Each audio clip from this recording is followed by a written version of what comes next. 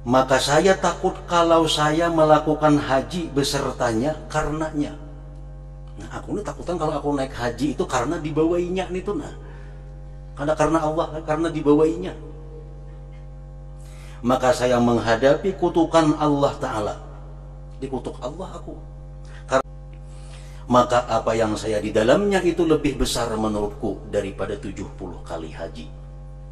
Nah, apa yang kulakukan ini lebih ganal pahalanya daripada 70 kali haji.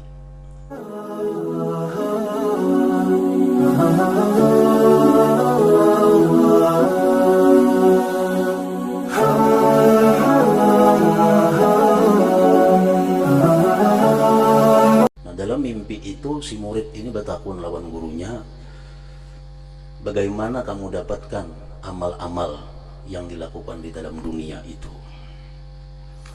Maka ia menjawab, setiap sesuatu yang kukerjakan karena Allah, maka saya dapatkan. Setiap sesuatu, amal ibadah, amal perbuatan yang kukerjakan karena Allah, maka saya dapatkan.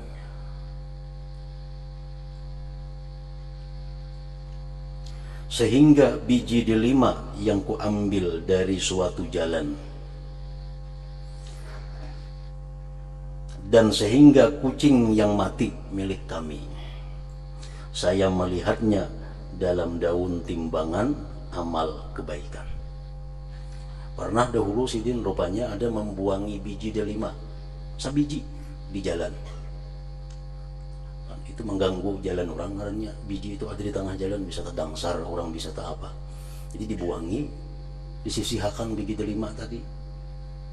Maka Sidin dapati pahalanya itu ada di akhirat. Kucing Sidin mati, kucing mati, Sidin dapati juga pahalanya ada di akhirat. Artinya hal-hal yang sekecil itu akan terlihat di akhirat balasan apa yang dilakukan. Sesuai dengan firman Tuhan, "Faman ya'mal mithqala dzarratin khairan yarah wa may ya'mal mithqala dzarratin syarran yarah." Allah sudah menjelaskan, barang siapa yang beramal seberat biji sawi kebaikan, dia akan melihat ganjarannya di akhirat. Dan siapa yang beramal seberat biji sesawi tapi kejahatan, itu pun akan dia lihat balasannya di akhirat.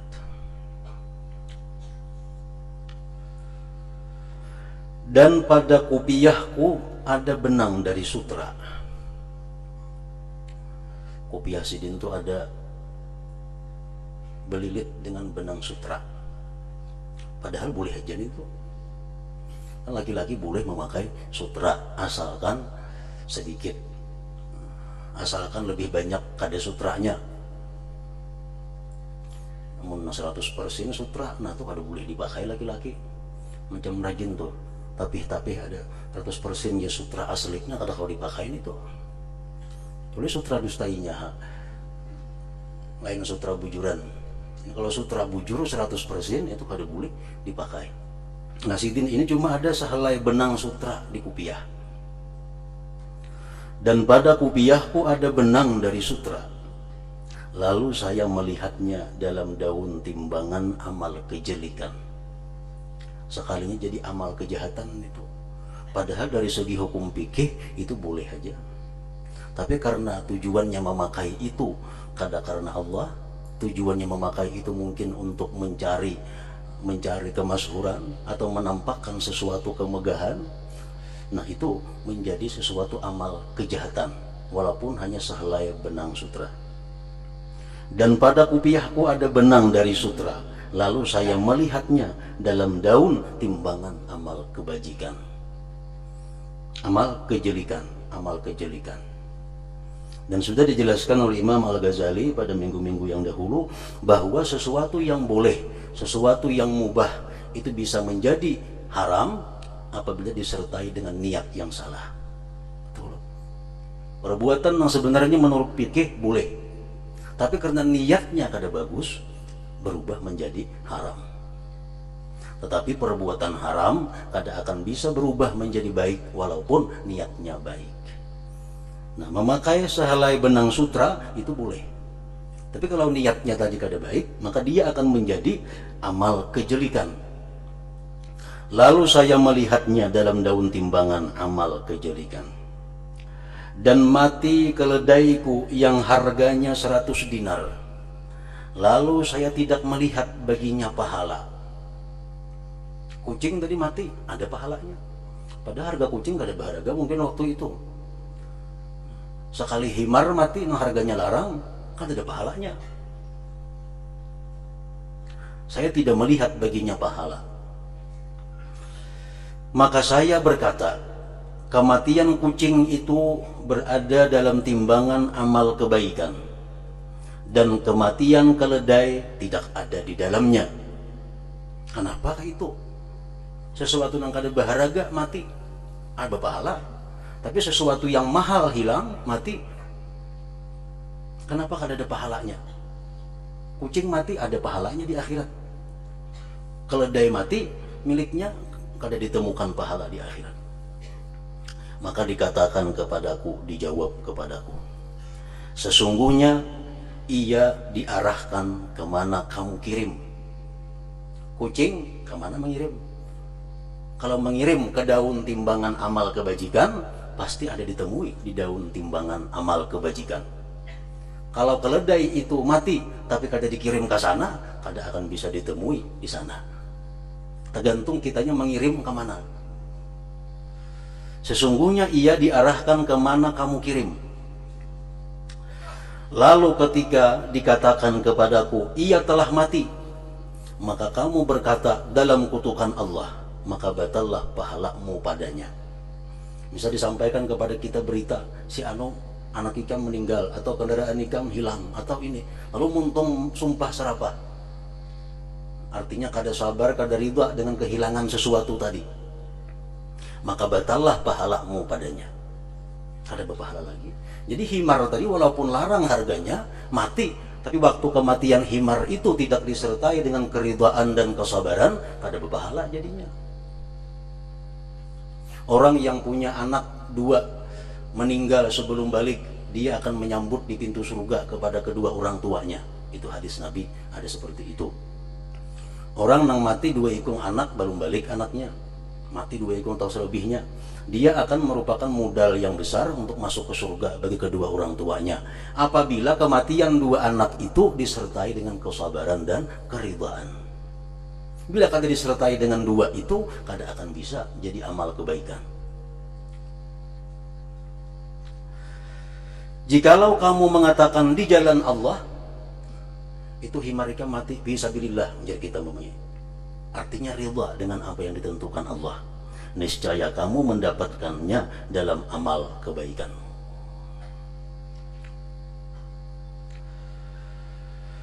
Dalam suatu riwayat ia berkata, dan saya pernah bersedekah dengan suatu sedekah di antara manusia. Lalu pandangan mereka kepadaku menyenangkanku. Begitu bersedekah, ada orang melihat, timbul di hati senang. Sedekah ini dilihat orang. Ini artinya apa? Riya itu datangnya pada waktu melakukan kebaikan, bukan sebagai pendorong berbuat baik. Ada riya nang jadi pendorong, itu lain lagi kisahnya. Ini pendorongnya baik aja, pendorongnya motivasinya karena Allah. Begitu orang melihat timbul senang hati. Nah, ini masalahnya. Lalu pandangan mereka kepadaku menyenangkanku. Waktu kita hendak sembahyang, lillahi ta'ala, tidak ada tujuan lain selain karena Allah. Sembahyang sampai 2 rakaat sembahyang, datangan orang. Nah, kalau kita merasa dilihat orang sembahyang kita, hati kita senang. Nah, ini. Jadi riyanya datang di tengah amal, bukan pendorong amal. Maka saya menjumpai demikian itu tidak bermanfaat bagiku dan tidak pula memudaratkanku. Artinya apa? Sedekah pun itu jadi pahala kada, jadi dosa kada. Artinya di akhirat nol, kada ada apa-apanya. Padahal waktu bersedekah itu asal mulanya ikhlas. Begitu dilihat orang timbul senang. Nah, timbul senang. Sekali di akhirat kada ada napa-napa, pahalanya kada ada, dosanya kada ada. Maka saya jumpai demikian itu di akhirat, artinya tidak bermanfaat bagiku dan tidak pula memudaratkan. Sufyan Ats-Tsauri berkata ketika mendengar ini kisah, Sufyan Ats-Tsauri memberikan komentar. Ujar Sidin, alangkah bagus keadaannya karena ia tidak memudaratkan atasnya. Untung artinya itu kada jadi dosa. Untung kada jadi dosa. Nah, jadi dosa apa? Mana bersedekah, mana jadi dosa. Artinya orang yang bersedekah kemudian senang dilihat orang, jadi dosa kada, jadi pahala kada, itu sudah untung.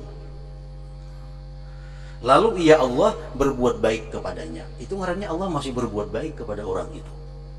Kada disiksanya, kada diazabnya karena riyanya tadi.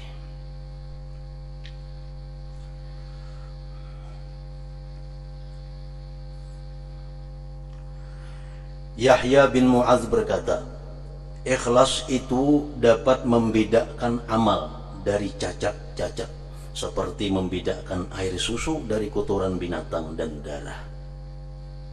Nah, jadi amal ibadah kita ini kada akan bisa diketahui baikkah kadakah, belum bisa diketahui sebelum ada ikhlasnya. Nah, ikhlas itulah yang jadi pembeda mana amal nang bisa kita dapati di akhirat, mana amal nang kada bisa dibawa ke akhirat. Itu ikhlas nang menentukannya.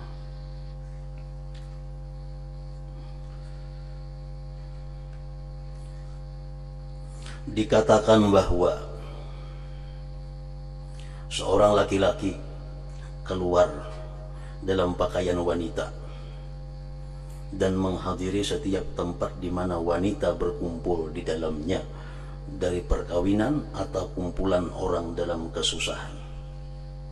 Ini si laki-laki ketujuh menyerbu bila ada kumpulan bebiniannya berpakaian kayak pakaian bini-bini. Kan di Arab tuh bercadar, jadi kada tahu pagelangan ganal kayak laki-laki kada tahu bang, bercadar baju ganal. Jadi si laki-laki ini gawiannya kayak itu, bila orang berkumpulan bini-bini umpat pasang jo baju bini-bini bercadar, kada tahu pada laki-laki. Nah, gawian macam itu. Seorang laki-laki keluar dalam pakaian wanita dan menghadiri setiap tempat di mana wanita berkumpul di dalamnya, dari perkawinan atau kumpulan orang yang dalam kesusahan. Bila ada orang mati di sini, kelompok bebiniannya umpat kelompok bebinian situ berkumpul. Lalu bertepatan bahwa ia pada suatu hari menghadiri tempat yang padanya tempat berkumpulnya wanita, lantas mutiara dicuri. Artinya ada orang kehilangan mutiara dalam kumpulan itu, misalnya 2-30 bini-bini. Saya kok ingin tadi umpat di situ. Lalu ribut, ada yang hilang mutiara. Kumpulan bini-bini itu ada yang kehilangan mutiara. Maka mereka berkata, berteriak agar tutuplah pintu, kunci lawang, sehingga kami memeriksa satu persatu. Pecah ketahuan ini. Tutuplah pintu sehingga kami periksa. Maka mereka memeriksa satu demi satu, dicari di kantong, cari di sini. Kalau bilang ada menyimpan mutiara tadi, sehingga sampailah giliran kepada laki-laki tersebut dan seorang wanita bersamanya. Pak Ampihan, ada seekor laki-laki, laki-laki tadi lawan seekor bini-bini, ada giliran beluman lagi. Tinggal berdua lagi yang belum diperiksa. Maka ia berdoa kepada Allah Ta'ala dengan ikhlas. Nang menyerbu tadi berdoa, seraya berkata, jika saya selamat daripada yang memalukan ini, maka saya tidak mengulangi kepada perbuatan seperti ini. Berdoa di situ dengan ikhlas karena Allah.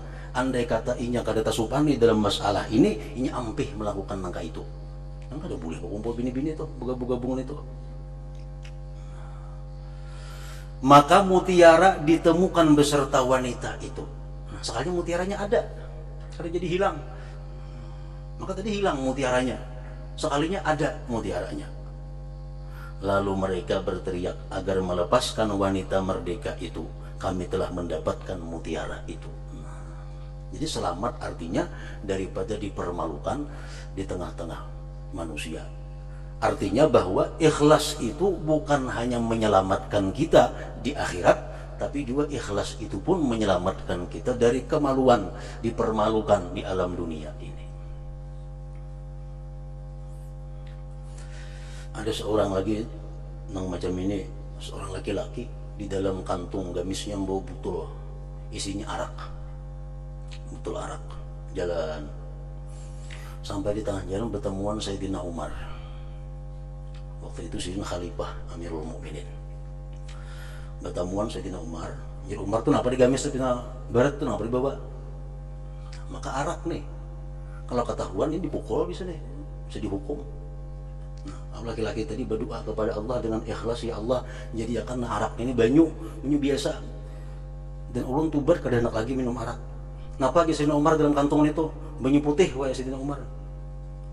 Sini aku periksa ya Sayyidina Umar. Periksa, sekalinya banyu putih bujur, hilang araknya kada ada lagi. Nah, selamatlah laki-laki tadi daripada penjara, daripada hukuman. Nah, karena doanya itu dengan ikhlas. Nah, jadi kita andai kata kita berdoa tuh seperti dalam keadaan seperti tadi, nah tentu doa kita akan dikabulkan oleh Allah Subhanahu wa taala.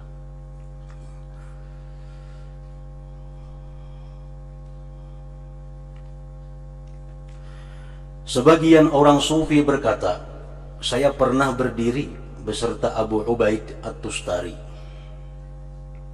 dan ia sedang menanami tanahnya setelah asar dari hari Arafah.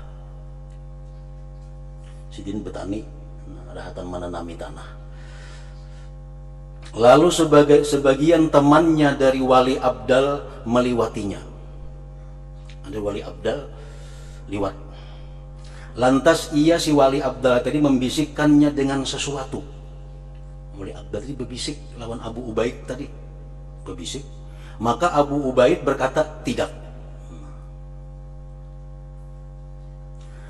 Lalu teman itu berjalan, tidak tadi, nang membisiki tadi berjalan hilang, seperti awan yang mengusap bumi sehingga ia hilang dari mataku. Maka saya bertanya kepada Abu Ubaid, apa yang ia katakan kepadamu? Napa garang dibisiki sidin tadi? Maka jerpian tidak itu.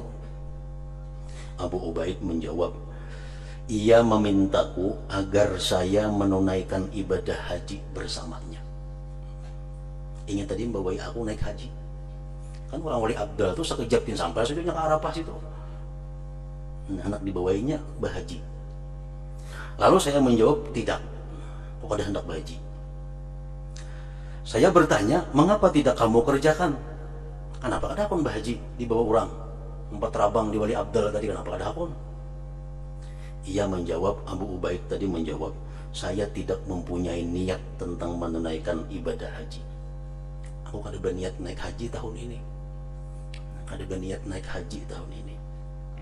Dan saya telah berniat bahwa saya akan menyempurnakan tanah ini pada sore ini.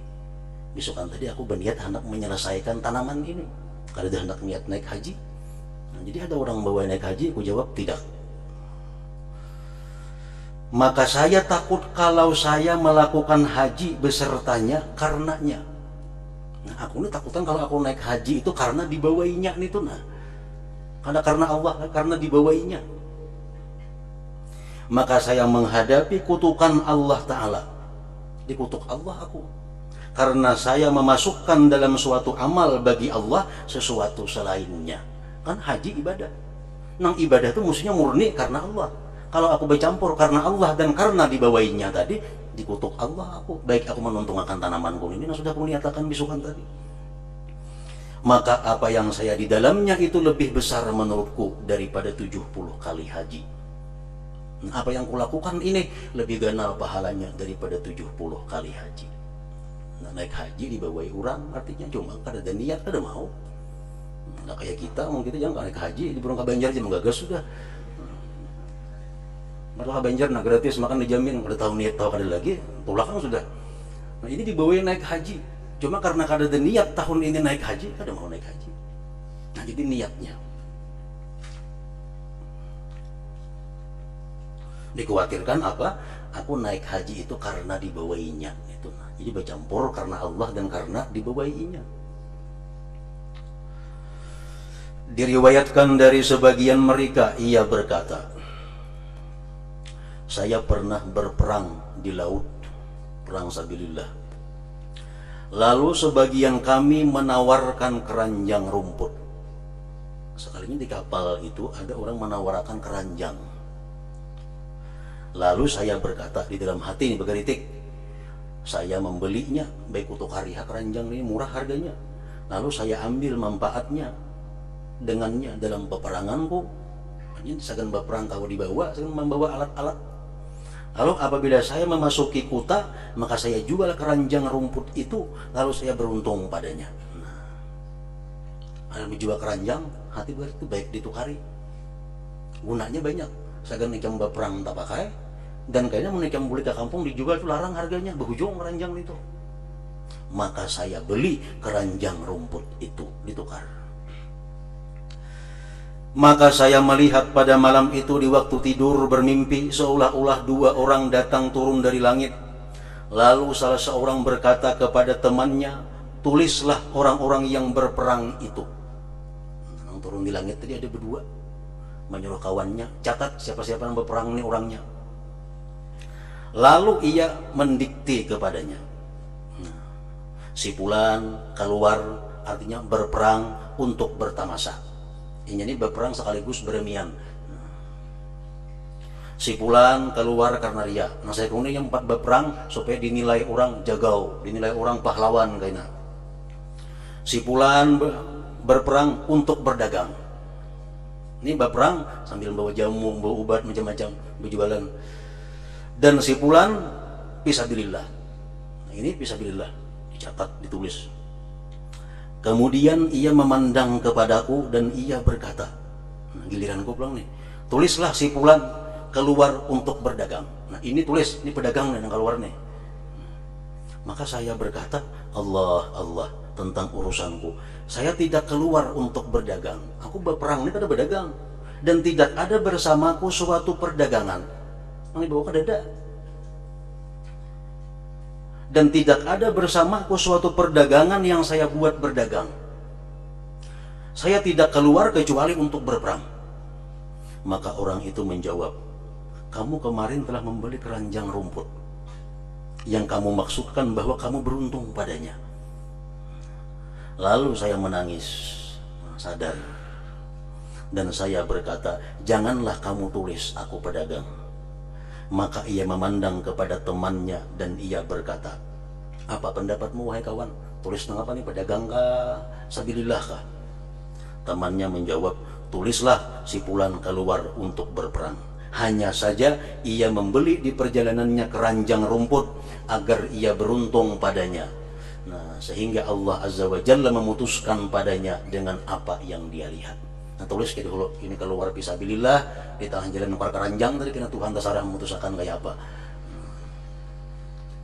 Nah, jadi kada kawan kayak itu kita masih belum tentu. Apalagi kita mulai kampung, misalnya kita naik ke haji, mulai kampung sudah niat dagangnya ada. Mulai kampung bawa jamu ini situ payu, membawa ini di si Makkah payu, bakutak-kutak dibawa sudah. Itu sudah jelas mulai di benua. Ini di Makkahnya kayaknya, nah di Makkah mulai ada barang yang bagus, di kampung nih untung dek nukar sini, nah itu sudah jadi masalah, sudah jadi masalah.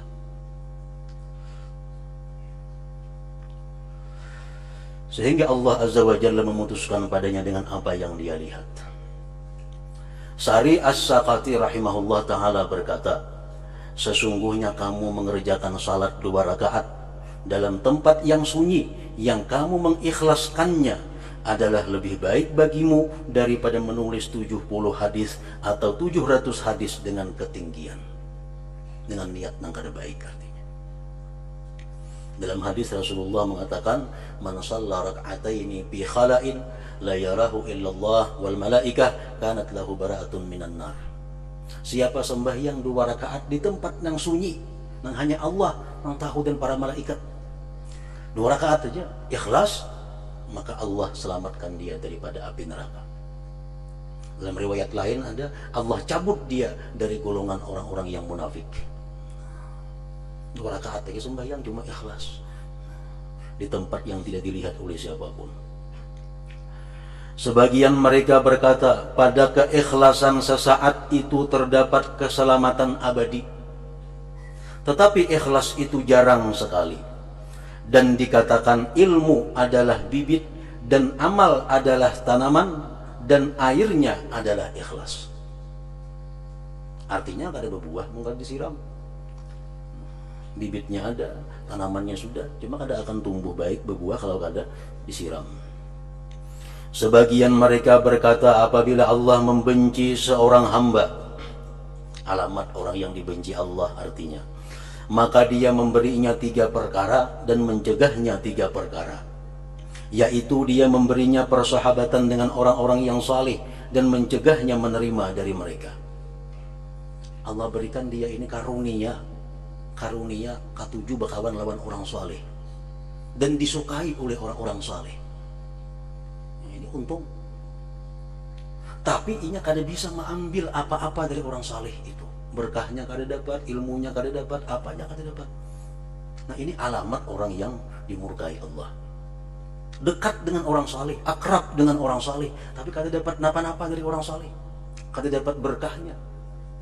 Ini tanda orang dimurkai Allah. Artinya apa? Orang saleh haja kawan inya kada dapat napa-napa, apalagi orang nang kada saleh. Orang saleh haja kawannya kada bisa membaiki kelakuannya, apalagi orang nang kada saleh. Maksudnya kawan tuh ada pengaruhnya, ada ini kada.